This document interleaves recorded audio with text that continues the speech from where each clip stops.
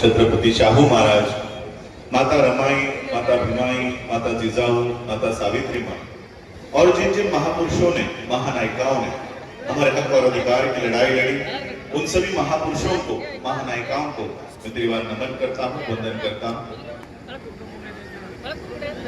आप लोगों को हिंदी समझ में आएगी? आती है? अच्छे दिन आएंगे, इतनी हिंदी समझ में आती है तो मेरी भी हिंदी समझ में आ जाएगी। तो जहां जहां पर नहीं समझ में आ रहा है वहां पर मेरी मदद कन्नड़ में सर कर लेंगे। मंच पर उपस्थित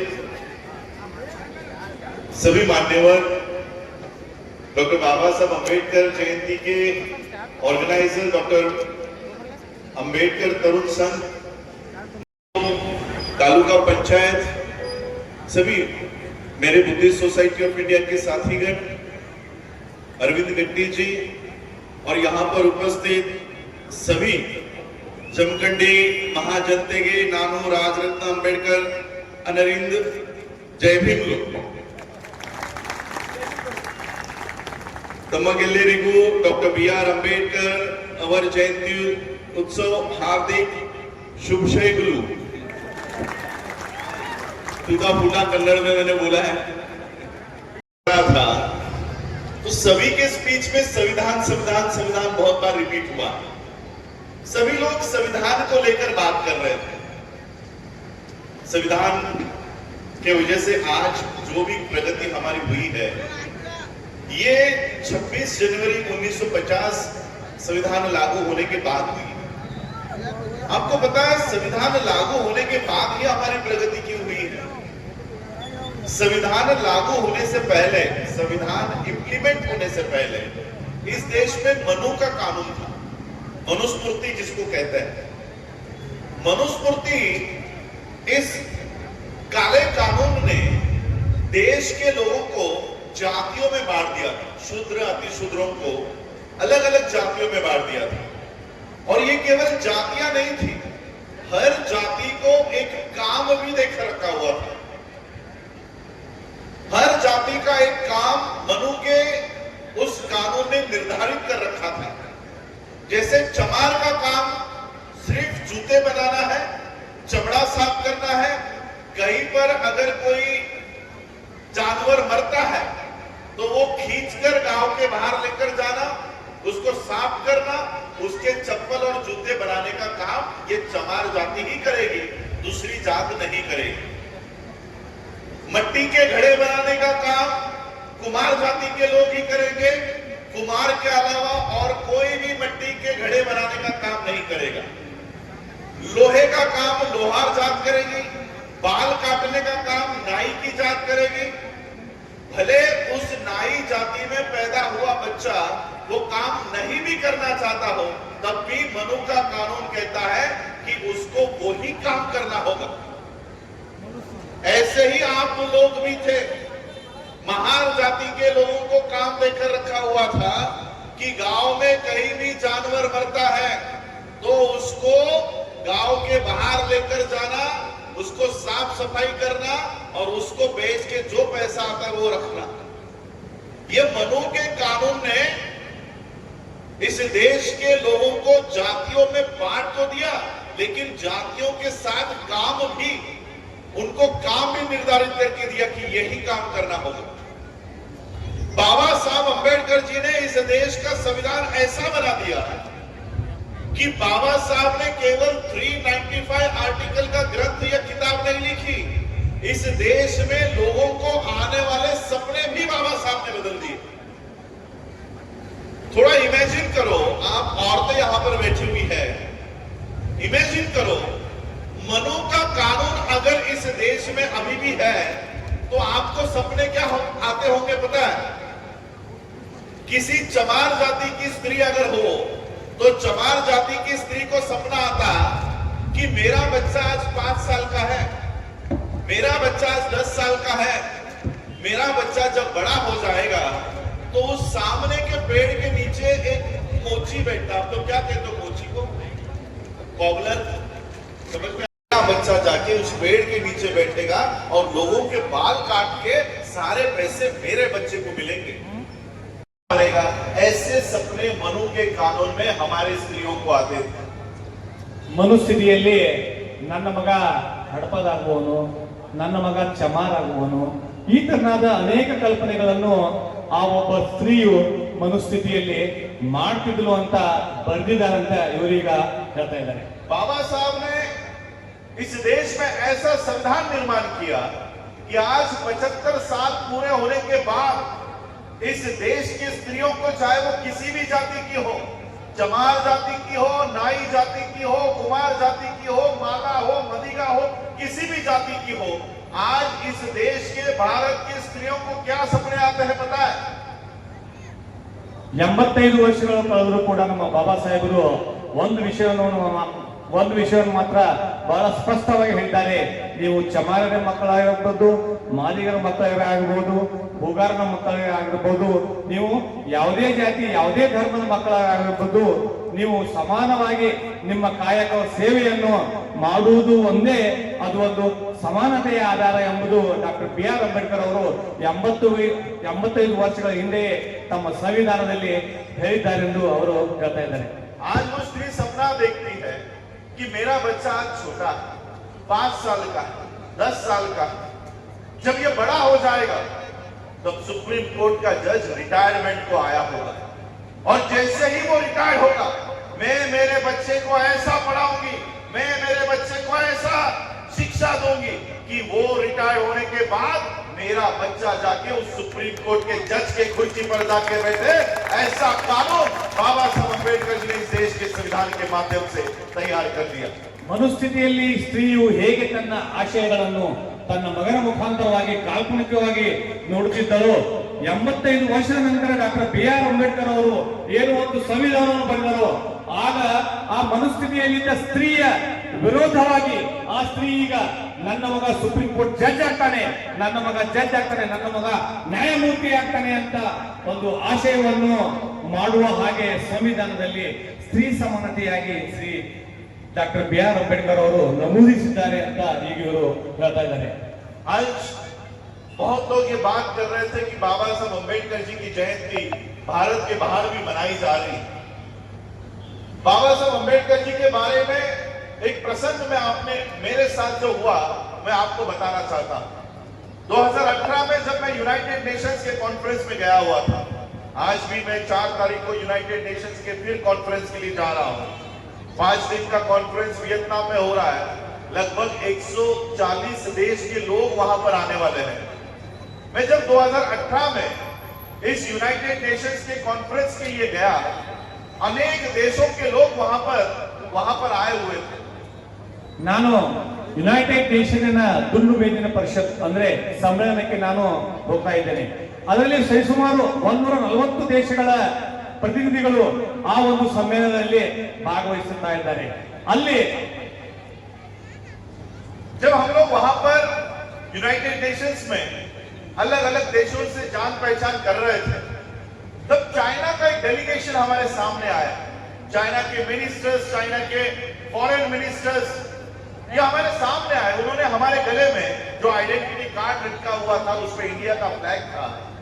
उन्होंने इंडिया का फ्लैग देखकर वो रुके और हमसे जान पहचान करने के लिए उन्होंने पूछा, विच कंट्री, कौन से देश से आए हो? तो हमने कहा इंडिया से आए, भारत से आए. 140 ದೇಶಗಳ ಪ್ರತಿನಿಧಿಗಳಲ್ಲಿ ಒಬ್ಬರು ಚೈನಾ ಪ್ರತಿನಿಧಿ ಬರ್ತಾರೆ. ಚೈನಾ ಪ್ರತಿನಿಧಿ ಇವರ ಕೊಳ್ಳಲ್ಲಿರುವ ಐ ಕಾರ್ಡ್ ಅನ್ನು ನೋಡ್ತಾರೆ, ಗುರುತಿನ ಚೀಟಿಯನ್ನು ನೋಡ್ತಾರೆ. ಆ ಚೀಟಿಯಲ್ಲಿ ಭಾರತ ದೇಶದ ಒಂದು ಫ್ಲಾಗ್ ಇರುತ್ತೆ. ಆ ಫ್ಲಾಗ್ ಮುಖಾಂತರ ಇವರಿಗೆ ಕೇಳ್ತಾರೆ, ನೀವು भारत देश. जब मैंने उनको कहा कि वी आर फ्रॉम इंडिया, हम भारत से हैं, तो बताएं चाइना के लोगों ने मुझसे क्या कहा? ओह, अंबेडकर इंडिया. आज भी इस देश को लोग भारत के बाहर मोदी का या गांधी का भारत के नाम से नहीं, डॉक्टर बाबा साहब अंबेडकर जी के भारत से जानते हैं. ಆಗ ಅವರಿಗೆ ಗೊತ್ತಾಗುತ್ತೆ ನೀವು ಬಂದಿದ್ದು ಭಾರತ ದೇಶದಿಂದ. ಭಾರತ ದೇಶ ಅಂದ್ರೆ ಸಂವಿಧಾನ ಶಿಲ್ಪಿ ಡಾಕ್ಟರ್ BR ಅಂಬೇಡ್ಕರ್ ಅವರ ದೇಶದಿಂದ. ಆ ದೇಶದಿಂದ ಬಂದಿದೆ ಅಂದ್ರೆ ಈ ಒಂದು ಸಮ್ಮೇಳನದಲ್ಲಿ ಅಂದ್ರೆ 144 ದೇಶಗಳ ಜನಪ್ರತಿನಿಧಿಗಳಲ್ಲಿ ನೀವು ಭಾರತ ಸರ್ವಶ್ರೇಷ್ಠವಾದ ದೇಶ, ನೀವು ಅಂಬೇಡ್ಕರ್ ದೇಶದಿಂದ ಬಂದಿದ್ದೀರಿ, ಹಾಗಾಗಿ ಆ ಸಮ್ಮೇಳನ ಬಹಳ ಜಗತ್ಪ್ರಸಿದ್ಧಿ ಆಗತ್ತೆ ಅಂತ ಅಲ್ಲಿ ಎಲ್ಲ ಹಾಡಿ ಹೋಗ್ತಾರೆ. मैं बाबा साहब का वंशज हूं, इसलिए मैं ये बात नहीं कह रहा। बाबा साहब अंबेडकर जी का संविधान पढ़ने के बाद बराक ओबामा जो संयुक्त राष्ट्र का प्रेसिडेंट है, उसने बाबा साहब के बारे में ये वाक्य कहा कि बाबा साहब अंबेडकर अगर हमारे देश में पैदा हुए होते तो हम सूरज का नाम बदलकर उसको डॉक्टर अंबेडकर कर देते। पूरा विश्व आज डॉक्टर बाबा साहब अंबेडकर जी का गौरव करता है। ಈಗ ಆ ಒಂದು ಸಮ್ಮೇಳನದಲ್ಲಿ doctor B R Ambedkar ji ಅವರ ಹೆಸರನ್ನು ಏನು ಕೇಳ್ತಾರೆ, ಗೌರವದಿಂದ ಆದರದಿಂದ ಅವರ ಬರೆದ ಸಂವಿಧಾನವನ್ನು ಬಹಳ ಗೌರವಪೂರ್ಣವಾಗಿ ಅರ್ಥಪೂರ್ಣವಾಗಿ ಬೇರೆ ದೇಶದವರೇ ಸಂವಿಧಾನದಲ್ಲಿ ಈ ತರನಾಗಿದೆ, ಭಾರತ ದೇಶ ಸಂವಿಧಾನ ಈ ತರನಾಗಿದೆ ಅಂತ ಪ್ರಶಂಸೆ ಮಾಡ್ತಾರೆ. बहुत लोग मुझको पूछते हैं, बाबा साहब अंबेडकर चार डिपार्टमेंट के मिनिस्टर्स थे, खातों के मिनिस्टर थे। बाबा साहब ने संविधान लिखा, बाबा साहब पीपल्स एजुकेशन सोसाइटी, भारतीय बौद्ध महासभा बुद्धिस्ट सोसाइटी, अनेक संस्था के प्रेसिडेंट थे, फाउंडर थे। बाबा साहब के पास यही कर्नाटक में मैसूर में उस समय मैसूर के राजा ने बाबा साहब को 9 एकड़ जमीन दान में दे दी थी। ಅವರನ್ನು ನೇಮಕ ಮಾಡ್ತಿದ್ರು. ಅದರಂತೆ ನಮ್ಮ ಕರ್ನಾಟಕದಲ್ಲಿ ಮೈಸೂರಿನ ಆಗಿನ ರಾಜರು ಅವರಿಗೆ 9 ಎಕರೆ ಜಮೀನನ್ನು ಉಳಿವಿಯಾಗಿ ನೀಡಿದ್ದರು. बहुत लोग मुझको पूछते हैं, बाबा साहब की प्रॉपर्टी क्या है, बाबा साहब क्या क्या छोड़कर गए आप लोगों के लिए, कितने बंगलो है बाबा साहब के, कितने बिल्डिंग्स है बाबा साहब की, कितनी जमीनें हैं बाबा साहब की, बाबा साहब ने आपके लिए कितने पैसे छोड़े, ऐसे बहुत लोग मुझको पूछते हैं। ಬಾಬಾ ಸಾಹೇಬರು ನಮಗೆ ಪಟ್ಟು ಹೋಗಿದ್ದು ವರದಾನವಾಗಿ ಅಂದ್ರೆ ಮೊದಲಿಗೆ ಸಂವಿಧಾನ. ಅದನ್ನು ಬಿಟ್ಟು ಅವರು ಯಾವುದೇ ಒಂದು ಐಶ್ವರ್ಯ, ಯಾವುದೇ ಒಂದು ಸಂಪತ್ತಿಗೆ ಆಸೆ ಪಟ್ಟವರಲ್ಲ. ಅವ್ರದ್ದು ಒಂದೇ ಉದ್ದೇಶ ಏನಂದ್ರೆ ಸಮಾನತೆಗಾಗಿ ಹೋರಾಟ. ನಮ್ಮ ಜನಾಂಗ ಏನಿದೆ ಅವರೆಲ್ಲ ಸರಿ ಸಮಾನವಾಗಿ ಒಂದು ಸಂವಿಧಾನದ ಕೆಳಗೆ ಎಲ್ಲರೂ ಕೂಡ ಒಗ್ಗಟ್ಟಾಗಿ ಬಳುವಂತ ಒಂದು ಬಳುವಳಿಯನ್ನು ಅವರು ನಮಗೆ ನೀಡಿ ಹೋಗಿದ್ದಾರೆ. आज मैं आपको डॉक्टर बाबा साहब अंबेडकर जी की प्रॉपर्टी बताना चाहता हूं। जब डॉक्टर बाबा साहब अंबेडकर जी का महापरिनिर्वाण हुआ तब बाबा साहब अंबेडकर जी के बैंक के अकाउंट में 15,234 रुपीज एंड 27 पैसे थे। 15,000 रुपए बाबा साहब अंबेडकर जी के बैंक के खाते में थे। लोग मुझको पूछते हैं कि इतने बड़े बाबा साहब, हमेशा सूट बूट टाई कोट में रहने वाले बाबा साहब, दिल्ली में इतना आलीशान बंगला जिनके पास था, मुंबई में इतना आलीशान बंगला जिनके पास था, उनकी प्रॉपर्टी सिर्फ 15,000 रुपए, तो बाबा साहब की प्रॉपर्टी कहां गई, ऐसा सवाल मुझको लोग पूछते हैं। ಬಾಬಾ ಸಾಹೇಬರ ಮಹಾಪರಿನಿರ್ವಾಣದ ಸಮಯದಲ್ಲಿ ನಾವು ನೋಡ್ತೀವಿ, ಬಾಬಾ ಸಾಹೇಬ್ ಅವರ ಪ್ರಾಪರ್ಟಿ ಅಂದ್ರೆ ಆಸ್ತಿ, ಅವರ ಆಸ್ತಿ ಎಷ್ಟಿತ್ತಂದ್ರೆ 15,234 27 ಪೈಸೆ ಮಾತ್ರ. ಅವರು ದೆಹಲಿಯಲ್ಲಿ ಮತ್ತೆ ಮುಂಬೈನಲ್ಲಿ ಅನೇಕ ಅವರ ಬಂಗ್ಲೆಗಳಿದ್ವು. ಅವೆಲ್ಲ ಬಂಗ್ಲೆಗಳು ಇದ್ರೂ ಕೂಡ ಅಲ್ಲಿ ಅವರ ಹತ್ರ ಹಣ ಇರಲಿಲ್ಲ, ಸಂಪತ್ತು ಇರಲಿಲ್ಲ. ಅವರು ಬಹಳ ಸೀದಾ ಸಾದಾ ಅಂದ್ರೆ ಬಹಳ ಸರಳ ವ್ಯಕ್ತಿತ್ವದ ವ್ಯಕ್ತಿಗಳಾಗಿದ್ದರು. और इसलिए आज मैं आपको बाबा साहब की असली प्रॉपर्टी बताना चाहूंगा। आज आप लोगों में से इस मंच के ऊपर जो लोग IAS, IPS, doctor, engineer, professor, lawyer बने, यहाँ पर एक एक्स MLA बैठे हुए हैं, एक करंट MLA बैठे हुए हैं। गट्टी जी, आप कहाँ कौन से पोस्ट से रिटायर हुए? बेंगलोर में IC पुलिस ऑफिसर पोस्ट पे से रिटायर हुए। यहाँ पर कई सारे पुलिस ऑफिसर बैठे हुए हैं।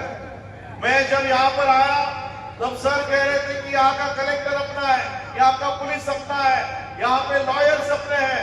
ये है डॉक्टर बाबा साहब अंबेडकर जी की असली प्रॉपर्टी, ये कमाया डॉक्टर बाबा साहब अंबेडकर जी ने। ಡಾಕ್ಟರ್ ಬಿ ಆರ್ ಅಂಬೇಡ್ಕರ್ ಅವರ ಬಗ್ಗೆ ನಾವು ನಿಮಗೆ ತಿಳಿದುಕೊಳ್ಳೋದು ಇಷ್ಟೇ. ವೇದಿಕೆ ಮೇಲೆ ಆಸೀನರಾದ ಶಾಸಕರು, ಮಾಜಿ ಶಾಸಕರು, ಸರ್ಕಾರಿ ಅಧಿಕಾರಿಗಳು ಇವರೆಲ್ಲರೂ ಇದ್ದಾರೆ. ಇವರಿಗೆಲ್ಲ ಸಂಪತ್ತಿಯ ಜೊತೆಗೆ ತಾವೆಲ್ಲ ಕೆಳಗಡೆ ಕುಂತಿದ್ದೀರಿ. ನಿಮ್ಮ ಸಂಪತ್ತಿಯ ಜೊತೆಗೆ ಅವರನ್ನು ತುಲನಾತ್ಮಕ ದೃಷ್ಟಿಯಿಂದ ನೋಡಿದರೆ, ಕಂಪ್ಯಾರಿಸನ್ ದೃಷ್ಟಿಯಿಂದ ನೋಡಿದರೆ ಬಾಬಾ ಸಾಹೇಬ್ ಅಂಬೇಡ್ಕರ್ ಅವರ ಸಂಪತ್ತಿ ಶೂನ್ಯ ಅಂತ ಹೇಳಲು ಬಯಸ್ತೇನೆ.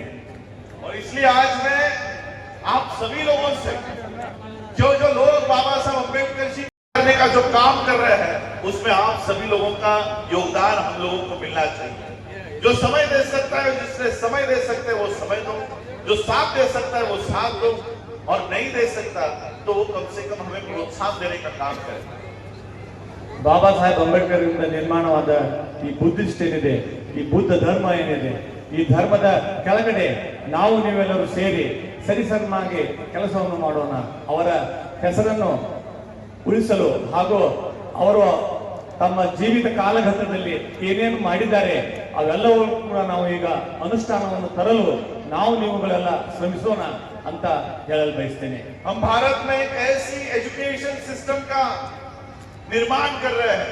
60 एकर्स ऑफ लैंड हम लोगों ने एक्वायर किया है और उस पे वर्ल्ड बुद्धिस्ट यूनिवर्सिटी का निर्माण कर रहे हैं, जिसमें वर्ल्ड के बेस्ट यूनिवर्सिटीज हम इंडिया में ला रहे हैं। और यहाँ के बच्चे, भारत के बच्चे London school of economics, Oxford, Cambridge जैसा शिक्षा यहीं पर अपनी मातृभूमि में बैठ के वहां का एजुकेशन यहाँ प्राप्त कर सके, ऐसी एजुकेशन सिस्टम हम भारत में तैयार कर रहे हैं।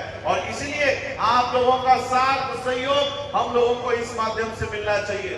डॉक्टर बाबा साहब अम्बेडकर जी की इकोनॉमी के ऊपर काम करते हुए हमने doctor BR Ambedkar cooperative bank का निर्माण किया है। इस बैंक का विस्तार करने के लिए आप सभी लोग हमें इस कर्नाटक में सहायता कीजिए, यही अपील मैं आज करना चाहूंगा। बाबा साहब अम्बेडकर जी की जयंती हो, बसवेश्वर महात्मा बसवेश्वर की जयंती हो, अब कुछ दिनों में बुद्ध की जयंती आएगी।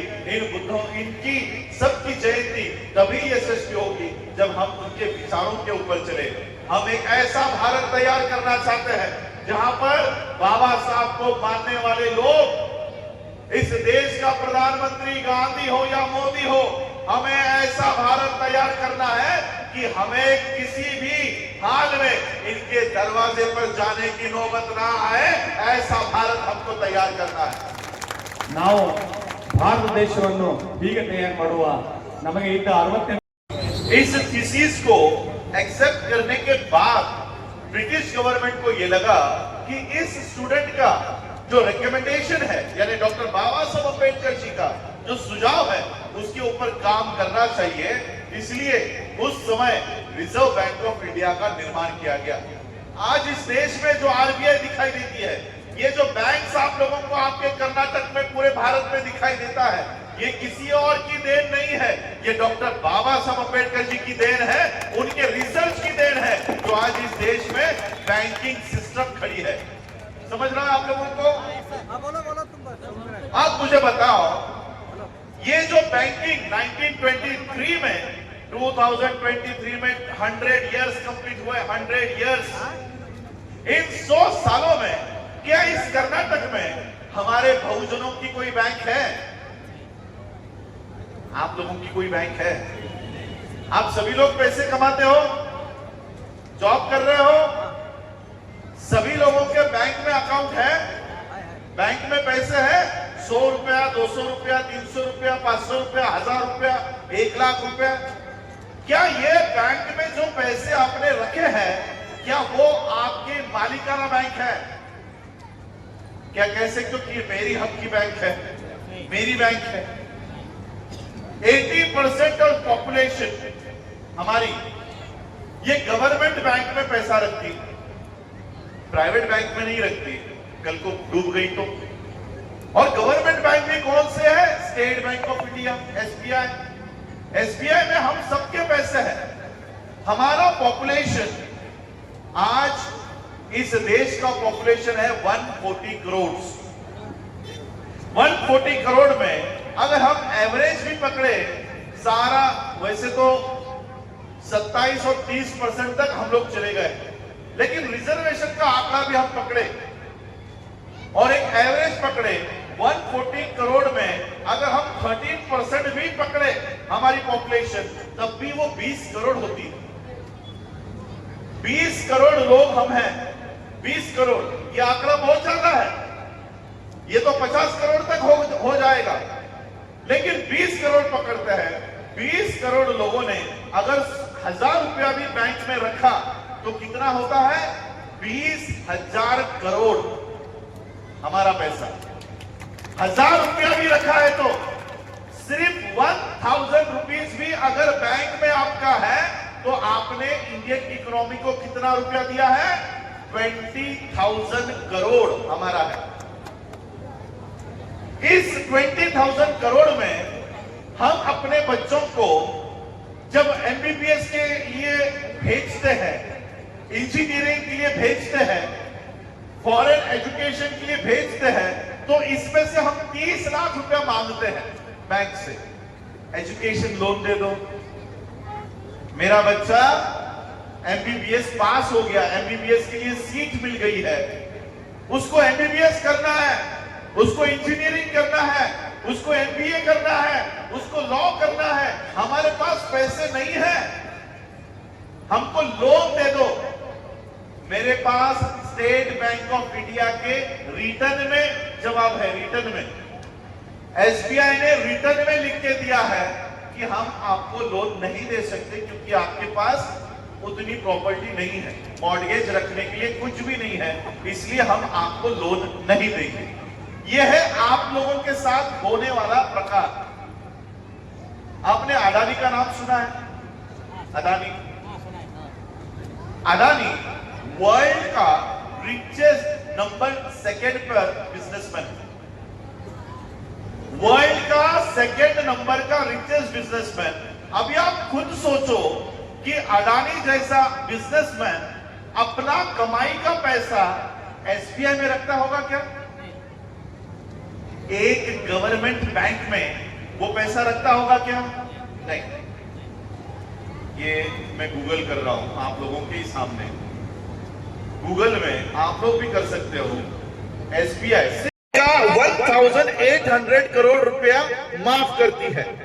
सेकंड, तीसरी खबर मैं पूरा टोटल बता देता हूं, इकोनॉमिक टाइम्स ने छापा है। अडानी इस देश में बैंक तैयार की, बाबा साहब के किताब के ऊपर अगर आरबीआई बन सकती है तो उसी किताब के ऊपर डॉक्टर अंबेडकर बैंक भी बन सकता है, इसलिए हमने doctor B R Ambedkar bank का निर्माण किया। अब इस बैंक को धीरे धीरे अलग अलग स्टेट्स में हम लेके जा रहे हैं। महाराष्ट्र के सभी डिस्ट्रिक्ट्स में खड़ी हो रही है, कर्नाटक में भी हम, आप जितने भी गवर्नमेंट के लोग हैं, प्रशासन यहाँ पर जो बैठे हुए हैं, मैं आप लोगों से विनती करना चाहता हूं, हमें अपनी खुद की इकोनॉमी तैयार करनी होगी, हमें अपने खुद के एजुकेशन सिस्टम्स खड़े करने होंगे, एक ऐसा समाज तैयार करना होगा जो सेल्फ रिलायंट हो। पैसे हमारे हैं लेकिन उसका इस्तेमाल कोई और कर रहा है, क्यों? तो हमने वो पैसे रखने के लिए वो प्लेटफॉर्म तैयार नहीं किया, और इसलिए हम doctor B R Ambedkar bank का निर्माण किया, वर्ल्ड बुद्धिस्ट यूनिवर्सिटी का निर्माण करने जा रहे हैं। इसी सभी कार्य में आप सभी लोगों का साथ हम लोगों को मिले, यही होगा बाबा साहब अंबेडकर जी को असली अभिवादन। बाबा साहब, आज आप सभी लोग अंबेडकरवाद के ऊपर काम करते हो, सब यहाँ पर पॉलिटिशियंस, लोकल लीडर्स यहाँ बैठे हैं, सभी कहेंगे कि हम अंबेडकरवादी हैं। ये अंबेडकरवाद क्या है? क्या होता है अंबेडकरवाद? बाबा साहब अंबेडकर जी से पहले इस देश में महात्मा गांधी साउथ अफ्रीका में पढ़ाई कर रहे थे, वहां पर काम किया करते थे, लॉयर थे, सूट बूट टाई कोट में गांधी वहां पर रहा करते थे, लेकिन वहां पर भी उनका चातुर्वर्ण, उनका रेसिज्म उनके दिमाग से गया नहीं था। वहां पर भी वो काला गोरा करते थे कि मैं काले लोगों के डिब्बे में नहीं बैठूंगा, मैं काले लोगों के लिए बनाए हुए बैरक में नहीं, जेल में नहीं रहूंगा। तो काले लोगों को लगा ये हमारे देश में रह के हमारे साथ ही रेसिज्म कर रहा है, इसको यहां से भगा देना चाहिए। तो गांधी को साउथ अफ्रीका के लोगों ने वहां से निकाल दिया, भगा दिया। फिर गांधी भारत में आए। भारत में आने के बाद उन्होंने अपने गुरु से कहा कि मुझे यहां के लोगों का नेता बनना है, मुझे क्या करना होगा? गांधी जी के गुरु ने कहा कि पहले तुम भारत का दौरा करके आओ, जिनका नेता तुमको बनना है पहले उन लोगों उन लोगों की परिस्थिति देखकर आओ। तो गांधी पूरे भारत का दौरा करके आए। उन्होंने देखा कि भारत के लोग भूखे नंगे हैं, बदन पर कपड़े नहीं है, पेट को खाने के लिए रोटी नहीं है। गांधी ने अपने गुरु से कहा, अरे यहाँ के लोग तो भूखे नंगे हैं। गुरु ने पता है क्या कहा, अगर इन लोगों का नेता बनना चाहते हो तो अगर लोग नंगे हैं तो खुद भी नंगे हो जाओ। सूट बूट टाई कोट पहनने वाले गांधी, उन्होंने क्या किया पता है?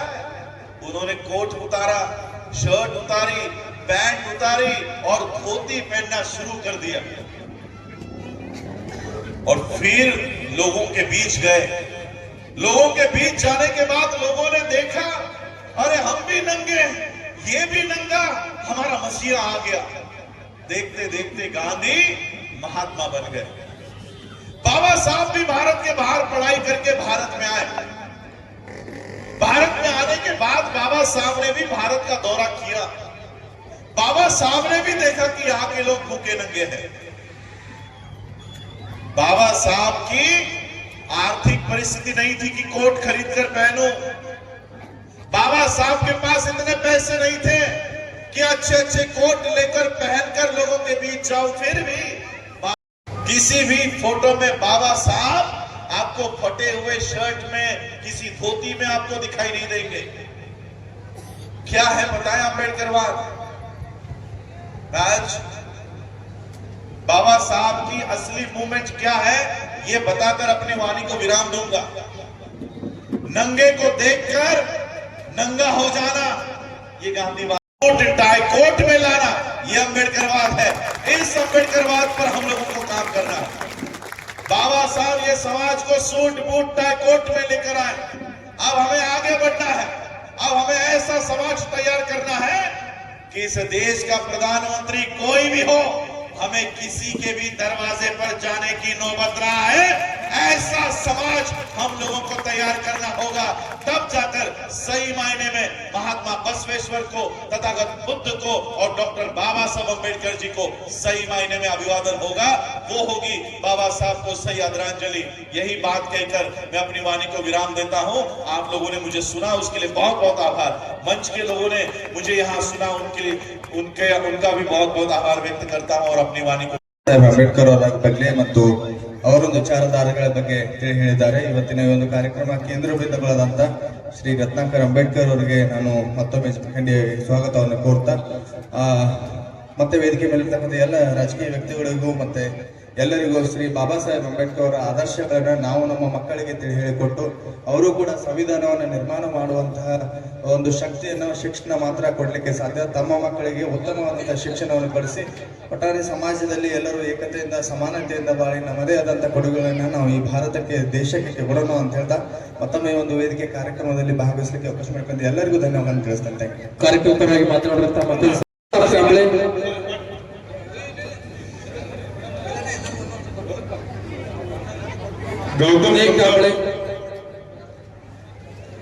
गौतम कुंदड़